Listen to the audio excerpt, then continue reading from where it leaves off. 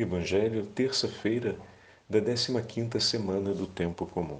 O Senhor esteja convosco, Ele está no meio de nós. Proclamação do Evangelho de Jesus Cristo, segundo São Mateus. Glória a vós, Senhor.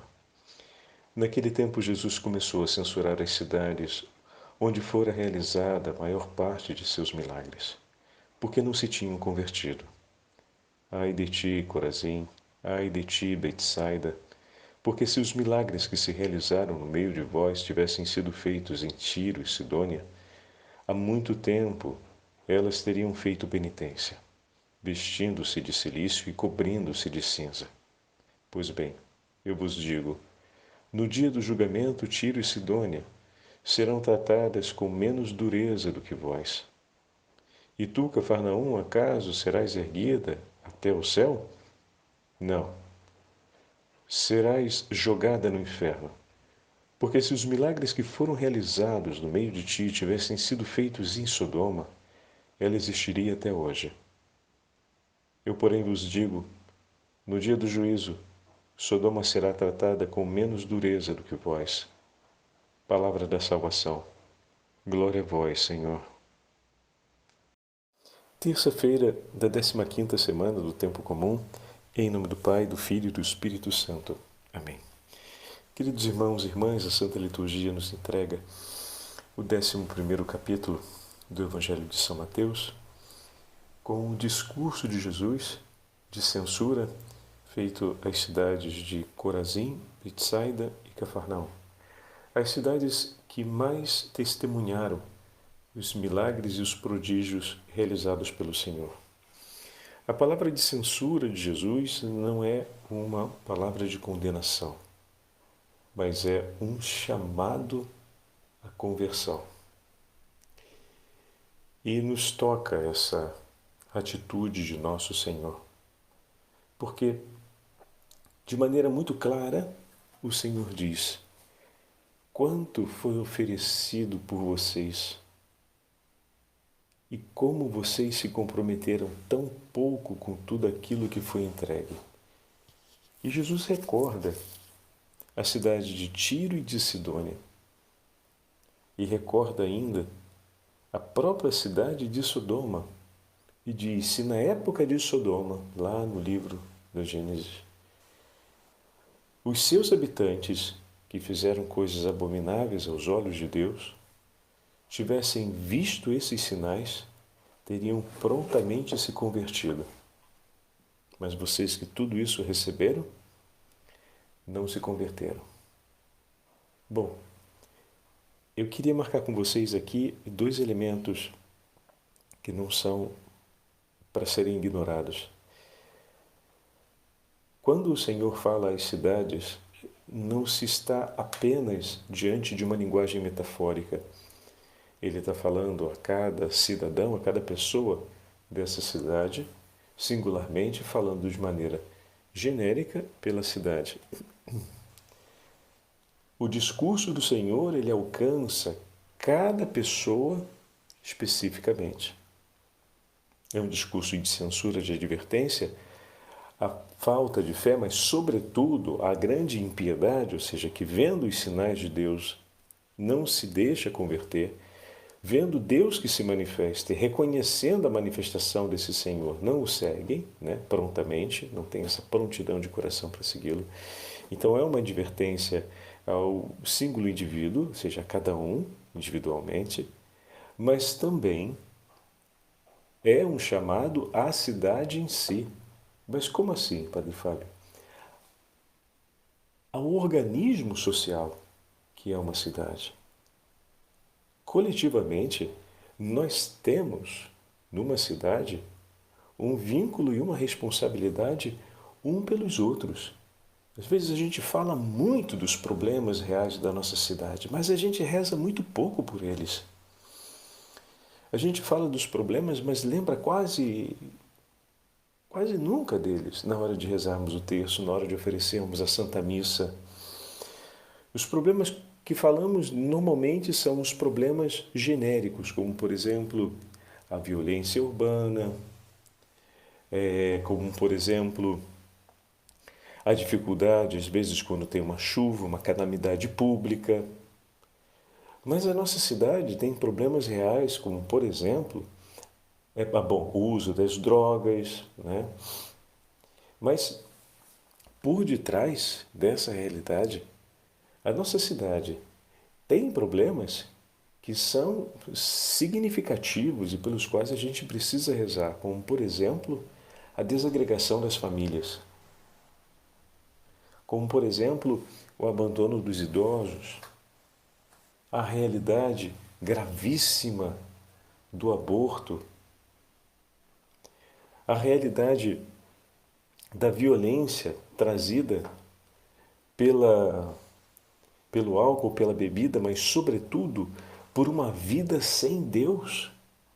Então, as apostasias, os abandonos graves da fé, a rejeição do sagrado, isso são temas que a gente poderia considerar dentro da urgência imediata ou dentro da urgência coletiva de menos relevância. Mas como assim de menos relevância? Certo que se tem uma Cracolândia ou se tem um lugar de difusão de drogas e uma violência armada na cidade, isso vai ser muito mais pungente, muito mais dramático, muito mais evidente.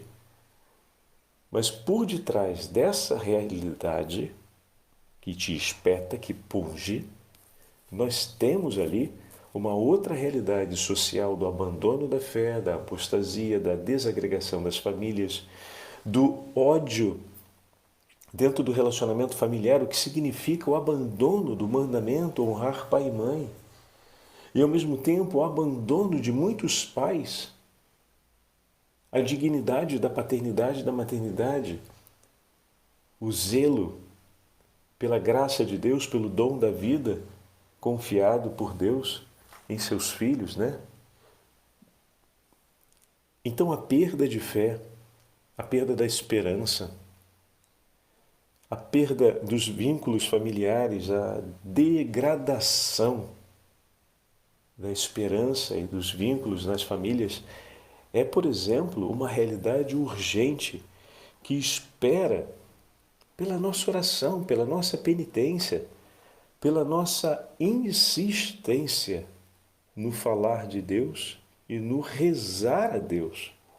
Então existe sim um vínculo social que nos une no caminho da evangelização, no caminho do anúncio do Evangelho, no caminho da comunhão com Deus.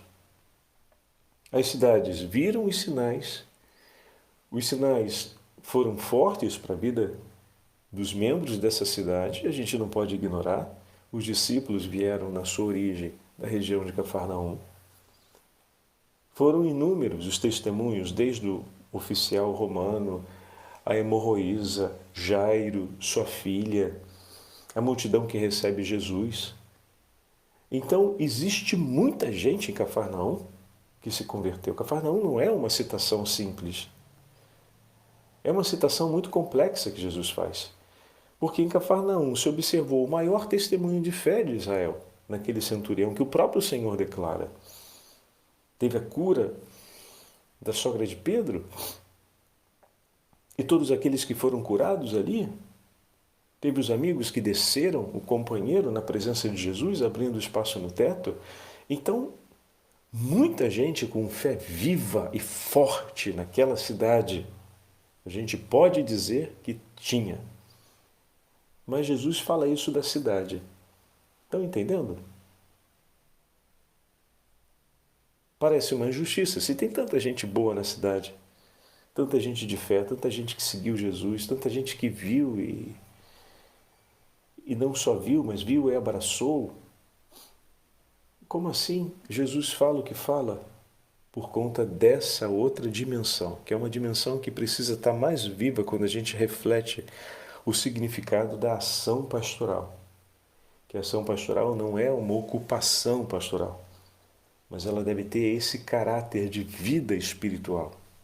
A paróquia não é só a ilha da agregação para a ação social coletiva em favor das necessidades sociais da nossa comunidade e que vai recebendo um toque de espiritualidade, um toque de uma performance religiosa, porque poderia ser feito por qualquer outra igreja, por um ente governamental bem estruturado.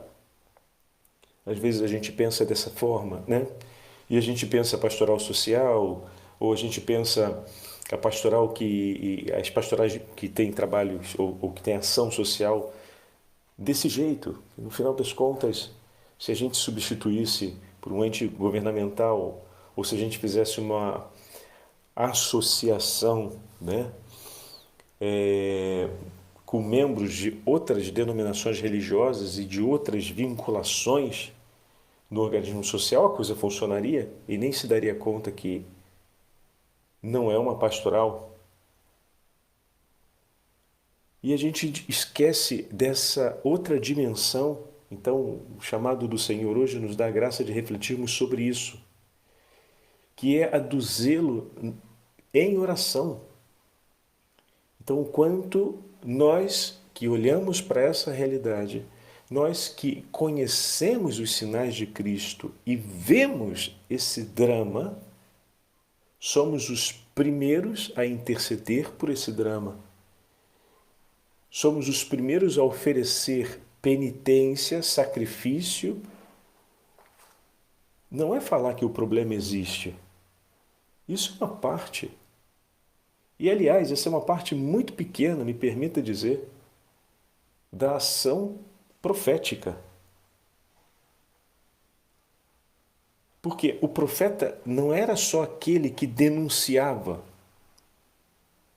o que não estava bem no seio do povo. Não se esqueça disso que você vai ouvir agora. O profeta era o primeiro que se comprometia por amar a Deus em nome de um inteiro povo e de oferecer a Deus, ele, o único, o amor que lhe era justo, que o inteiro povo não estava disposto a oferecer. Lembra disso quando você falar de voz profética, tá bom? Para a gente não ficar falando sempre de uma forma amputada, né? Como se fosse, a voz profética se resume a um denuncismo que depois acaba terminando numa militância travestida e que não é que serve muito para a santificação do povo de Deus. Favorece, é uma porta aberta, mas assim como um rio, por mais caudaloso que seja o seu leito, melhor, por mais amplo que seja o seu leito, se não tem volume de água, né? O leito sendo largo, bom, o rio continua sendo incipiente para a demanda da agricultura. Então é preciso que possa correr um volume grande. Então a parte do anúncio profético, da denúncia profética, é a marca do leito do rio. Mas a água que corre, que enche esse leito, é a ação do coração profético, como um coração que se levanta para amar a Deus com um amor que não se limita a ser um amor só seu, mas com o amor de um povo. Ele ama por um inteiro povo. Um inteiro povo abandonou o Senhor e o coração do profeta urge de zelo e de amor por ver esse Deus amado. E ele está disposto a amar por um inteiro povo, a oferecer muito de si, a oferecer um heroísmo do seu amor e da sua entrega de vida pelo Senhor. E nisso ele se torna um sinal. Ele não se torna um sinal pelo que ele fala. Ele não se torna um sinal pelo que ele denuncia, do ponto de vista da retórica, do discurso, das palavras, mas do anúncio e da denúncia que ele faz com a sua vida. Quando ele entrega tudo de si para ver Deus amado como Deus merece ser amado. E é ali que a gente precisa entrar. É esse o caráter profético da nossa presença no seio de uma cidade, no seio de uma organização social. É ter esse zelo de amor. Quantas vezes a gente oferece a Santa Missa pelas famílias que acompanhamos? Quantas vezes esse tema se torna um tema que estamos trabalhando hoje, por exemplo, na pastoral familiar, digamos, né? Estamos falando sobre relacionamento pai e filhos. Quantas missas a gente oferece, ou a gente procura oferecer e chamar a nossa pastoral para participar, em desagravo por todos os pecados cometidos contra o mandamento do Senhor de honrar pai e mãe? Quantas vezes a gente se reuniu para oferecer uma novena ou o terço regularmente durante aquela semana nas famílias, pedindo ao Senhor que tenha misericórdia de todos aqueles que já abandonaram definitivamente isso. Ou então a rezar por todos os casos que aconteceram na nossa cidade, de pais ou mães que assassinaram ou foram violentos com seus filhos e de filhos que foram violentos e assassinaram seus pais. O quanto isso que ocupou as páginas dos telejornais, as telas dos telejornais, melhor dizendo, né? E as páginas das notícias na internet entraram no nosso compromisso como pastoral e nos levaram a, de repente, fazer a mudança do tema daquela semana, que iríamos tratar sobre uma coisa, tratarmos sobre aquela outra coisa, devido a essa urgência. E o quanto foi uma comunicação real entre a gente, de que as famílias colocassem em casa o joelho no chão e rezassem por aquela intenção a divina misericórdia. Percebem? Esse é o nosso compromisso social. Esse é o nosso compromisso enquanto cidade, aquilo que o Senhor está falando no Evangelho de hoje. Hoje o Senhor faz essa censura, faz esse chamado que, na verdade, como vai dizer São Gregório Magno em um outro momento, em um de seus sermões, Jesus, quando dá uma chamada de atenção, é para que a gente acorde. Não é para que a gente fique jururu e abaixe a cabeça e fale, poxa, está tudo errado, então caramba, Jesus está dando uma bronca na gente e fique com um bico enorme. Não, é para que a gente acorde e perceba que, puxa vida, eu ainda posso fazer mais alguma coisa. A alegria e o zelo profético se dá com essa declaração de Deus. Em que sentido, Padre Fábio? O profeta Isaías, a um certo momento, ele ouve.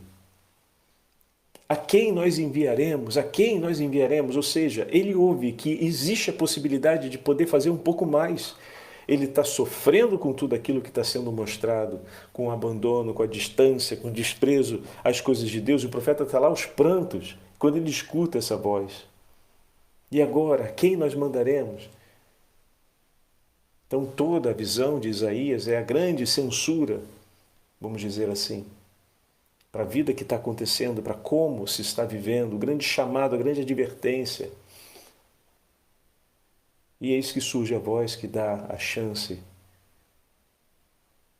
de saber e de acreditar que ainda é possível fazer um pouco mais. E na mesma hora ele diz, envia a mim, envia a mim. E aí o anjo pega a tenaz, pega a brasa, toca nos lábios de Isaías, purifica o lábio dele e ele é enviado para anunciar. Então que essa censura do Senhor, que essa palavra do Senhor de hoje para nós, aguce no nosso coração esse zelo.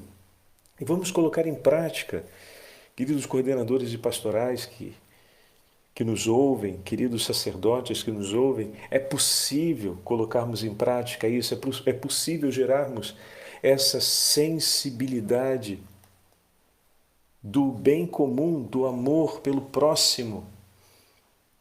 Mas para isso é necessário que a piedade do coração dos fiéis aumente.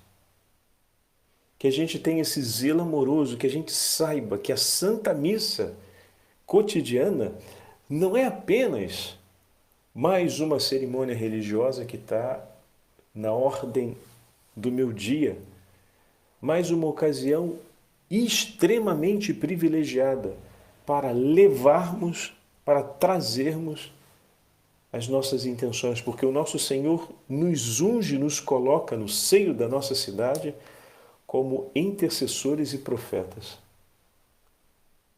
Não para um denuncismo que vai terminar, no final das contas, em militância. Volto a dizer, repito isso. Porque esse não é a profecia ou o profetismo cristão.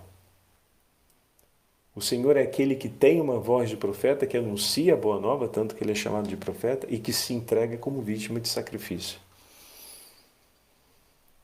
É aquele que ama pela inteira humanidade.